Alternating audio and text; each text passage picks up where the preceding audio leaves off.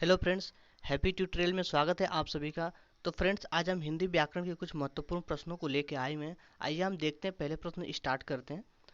पहला प्रश्न है कि वैज्ञानिक तथा तकनीकी शब्दावली आयोग की स्थापना किस वर्ष हुई थी। वैज्ञानिक तथा तकनीकी शब्दावली आयोग की स्थापना किस वर्ष हुई थी।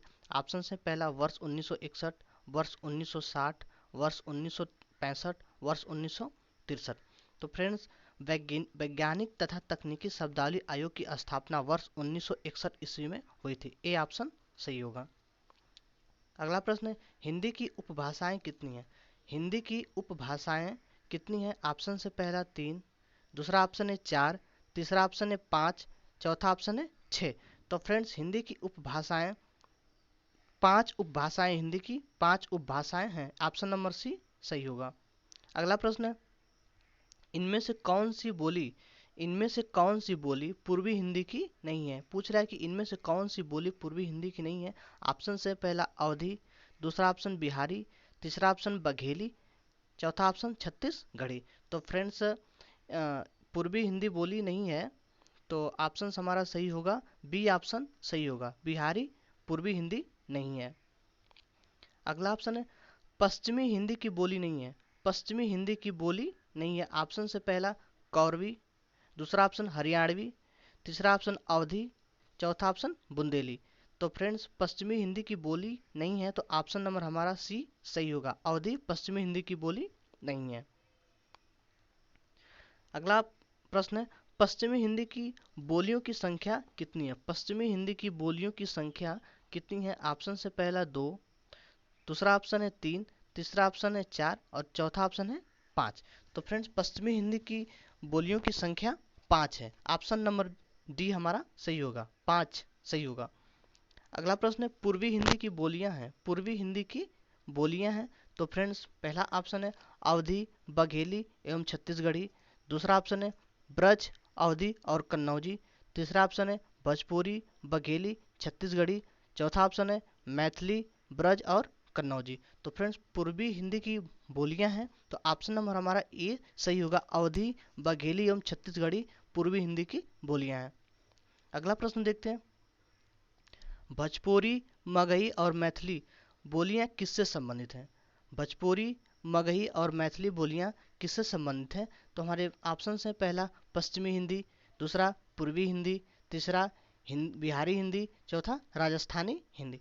तो फ्रेंड्स, भोजपुरी, मगही और मैथिली बोलियां किससे संबंधित है। तो ऑप्शन नंबर सी होगा, बिहारी हिंदी से संबंधित है, बिहारी हिंदी से संबंधित है। ऑप्शन नंबर सी सही होगा। अगला प्रश्न देखते हैं, कह रहे हैं कि गुड़गांव दिल्ली का करनाल के पश्चिम क्षेत्रों में बोली जाने वाली अहिरवाटी का संबंध किससे है। एक बार फिर से प्रश्न देखते हैं, कह रहा है कि गुड़गांव दिल्ली तथा करनाल के पश्चिमी क्षेत्र में बोली जाने वाली अहिरवाटी का संबंध किससे है। ऑप्शन से हमारे पहला पूर्वी राजस्थानी, दूसरा ऑप्शन है पश्चिमी राजस्थानी, तीसरा ऑप्शन है उत्तरी राजस्थानी, चौथा ऑप्शन है दक्षिणी राजस्थानी। तो मित्र, इसका ऑप्शन नंबर सी सही होगा, उत्तरी राजस्थानी, उत्तरी राजस्थानी इसका ऑप्शन सही होगा। अगला प्रश्न है, मैथिली में साहित्य सृजन करने वाला रचनाकार कौन है। मैथिली में साहित्य सृजन करने वाला रचनाकार कौन है। तो ऑप्शन है हमारे विद्यापति, दूसरा ऑप्शन है भारतेंदु, तीसरा ऑप्शन है सरहर पार, चौथा ऑप्शन है अज्ञे। तो फ्रेंड्स, इसका ऑप्शन नंबर ए सही होगा, विद्यापति मैथिली में साहित्य सृजन करने वाले रचनाकार हैं। ऑप्शन नंबर ए सही होगा, विद्यापति। अगला प्रश्न है, पूर्वी राजस्थानी का एक अन्य नाम क्या है। पूर्वी राजस्थानी का एक अन्य नाम क्या है। ऑप्शन है मेवाती, दूसरा ऑप्शन है दुधाड़ी, तीसरा ऑप्शन है मारवाड़ी, चौथा ऑप्शन है मालवी। तो फ्रेंड्स, पूर्वी राजस्थानी का एक और अन्य नाम है, ऑप्शन नंबर बी हमारा सही होगा, दुधाड़ी। ऑप्शन नंबर बी सही होगा। अगला प्रश्न है, निम्नलिखित में से कौन सी बोली में कृष्ण काव्य और रीतिकालीन साहित्य का सृजन हुआ है। कृष्ण काव्य और रीतिकालीन साहित्य का सृजन हुआ है। ऑप्शन से पहला अवधी, दूसरा ऑप्शन है भोजपुरी, तीसरा ऑप्शन है ब्रजभाषा, चौथा ऑप्शन है कौरवी। तो मित्र, कृष्ण काव्य और रीतिकालीन साहित्य का सृजन ब्रज भाषा में हुआ है। ऑप्शन नंबर सी सही होगा, ब्रज भाषा में हुआ है। अगला प्रश्न है, गोस्वामी तुलसीदास की रचना कवितावली किस भाषा में रची गई है? तो ऑप्शन है पहला अवधी, दूसरा ऑप्शन है ब्रजभाषा, तीसरा ऑप्शन है मैथिली, चौथा ऑप्शन है बुंदेली। तो मित्र, गोस्वामी तुलसीदास की रचना कवितावली किस भाषा में रची गई है? तो इसका ऑप्शन नंबर बी सही होगा, ब्रजभाषा में रची गई है, ब्रजभाषा में रची गई है, ऑप्शन नंबर बी सही होगा। अगला प्रश्न है, शकुंतला नाटक का खड़ी बोली में अनुवाद किसने किया था? शकुंतला नाटक का खड़ी बोली में अनुवाद किसने किया था? तो मित्र, ऑप्शन है पहला राजा शिवप्रसाद सितारे हिंद, अगला ऑप्शन है राजा लक्ष्मण सिंह, सी ऑप्शन है भारतेंदु हरिश्चंद्र, और डी ऑप्शन है गिरधर दास।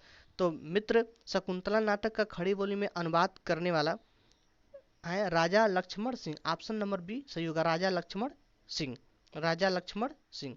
अगले प्रश्न की तरफ बढ़ते हैं। तो कह रहा है खड़ी बोली कहाँ बोली जाती है? खड़ी बोली कहाँ बोली जाती है? तो मित्र, ऑप्शन है पहला झांसी, दूसरा कानपुर, तीसरा मेरठ, चौथा अलीगढ़। तो मित्र, खड़ी बोली मेरठ में बोली जाती है, ऑप्शन नंबर सी हमारा सही होगा।